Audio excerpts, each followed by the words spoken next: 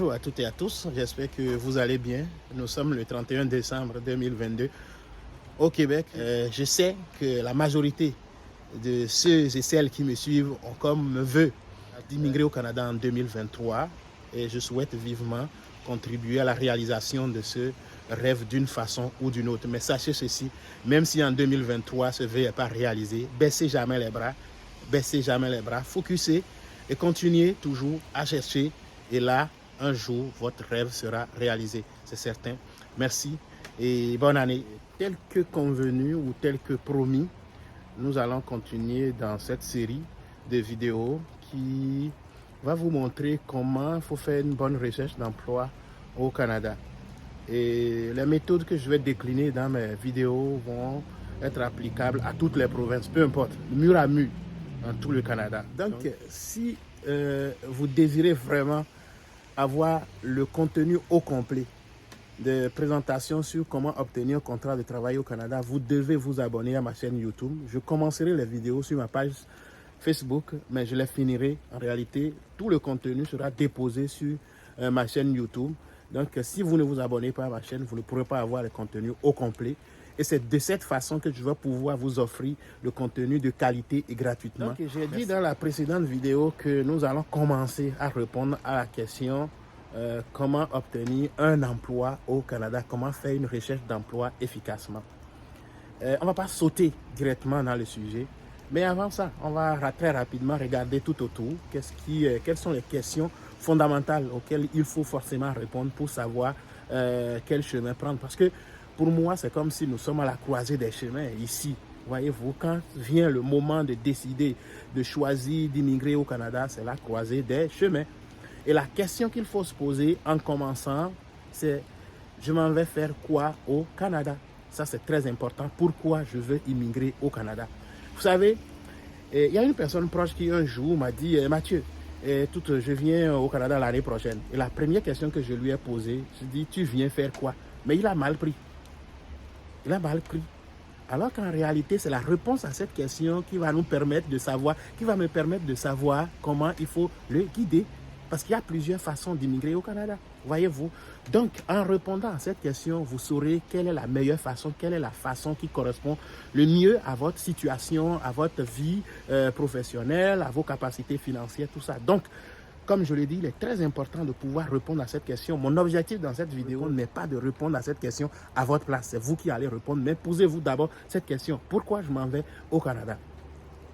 Et à partir du moment où vous avez une réponse à cette question, vous allez pouvoir identifier avec plus de certitude quels sont les moyens et quel programme est adapté pour votre situation. Si c'est le programme d'études ou c'est le programme de travailleur temporaire, alors vous pouvez me suivre parce qu'à ce niveau, je vais pouvoir vous accompagner. Et même si c'est dans d'autres programmes et que dans ces programmes, vous avez besoin d'obtenir un emploi pour accélérer votre dossier, alors là, vous pouvez aussi continuer à m'écouter. C'est ça. Et bien même, si vous n'êtes pas comme dans le programme d'études ou dans le programme de travail temporaire, vous pouvez continuer à me suivre parce que ça pourrait vous être utile si vous avez des objectifs de carrière, tout ce que je vais dire. Il s'agit des ressources humaines et les ressources humaines, voyez-vous, vous avez besoin de ça si vous voulez travailler. Donc, c'est important. Donc, en clair, mes vidéos, mes publications sont utiles pour toutes ces personnes qui aspirent à un emploi, à une carrière professionnelle. Voici le deuxième numéro de la série de vidéos que j'ai promis faire. Mais écoutez, les contenus que je vais donner ici sont des contenus que vous allez trouver ailleurs et qui ne sont pas gratuits. Pour avoir accès à ces contenus, vous devez payer. Mais moi, j'ai choisi de les donner gratuitement. Et si je dois continuer à le faire, en réalité, ça dépendra de vous. Et comment? C'est ça. J'ai une chaîne YouTube et tout ce que je vais vous demander, c'est d'aller vous abonner à ma chaîne YouTube. Cliquez sur la cloche de notification à chaque fois pour ne rien manquer. C'est très important. Aimez ma chaîne si vous ne l'avez pas encore fait. C'est de cette façon que je vais pouvoir continuer à vous offrir du contenu de qualité, gratuit. Et pour faire le résumé, je vais répondre à cette question. J'en demande, c'est quoi le permis de travail? Comment on peut obtenir un permis de travail? Écoutez très bien, il y a deux grandes phases. La première phase, c'est d'aller chercher l'emploi. c'est d'aller chercher un contrat de travail. Et deuxième phase, c'est la demande de permis. Et c'est la première partie qui donne lieu à la deuxième partie. Tant que vous n'avez pas un contrat de travail, vous ne pouvez pas demander un permis de travail. Voyez-vous, donc je vais dire la partie que je trouve pas forcément la plus importante, mais la plus difficile, reste de trouver, d'aller chercher un contrat de travail. Et pour trouver un contrat de travail, écoutez très bien, il faut avoir un emploi. Et pour avoir un emploi, il faut avoir les outils de recherche d'emploi. Quand vous avez les outils de recherche d'emploi de qualité, il faut identifier les employeurs potentiels. Et ce que je veux dire par employeurs potentiels, ce sont ces employeurs-là qui sont capables d'aller embaucher à l'international. Vous voyez, ce n'est pas tous les employeurs qui embauchent à l'international. Donc, c'est ça.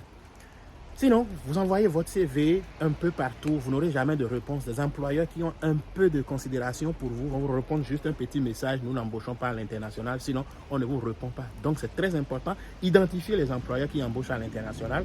Après avoir identifié ces employeurs, deuxième condition, assurez-vous que ces employeurs embauchent dans votre domaine, c'est-à-dire donnent des emplois qui répondent à votre profil professionnel. Donc, surveillez deux choses. Des employeurs potentiels, c'est des employeurs qui embauchent à l'international. Et deuxième condition, c'est des employeurs qui offrent des emplois qui répondent à votre profil. Et quand ces deux conditions sont remplies, c'est là maintenant que vous pouvez commencer à adresser votre candidature aux employeurs. Et pourquoi on adresse sa candidature à un employeur ici au Canada? Ce n'est pas directement pour obtenir un emploi, non, c'est pour obtenir une entrevue de sélection. C'est pendant l'entrevue que vous démontrez à l'employeur, vous révélez à l'employeur vos potentiels employables. Voyez-vous, donc là, quand je résume encore, ça va être les outils de recherche d'emploi, le CV et la lettre de motivation.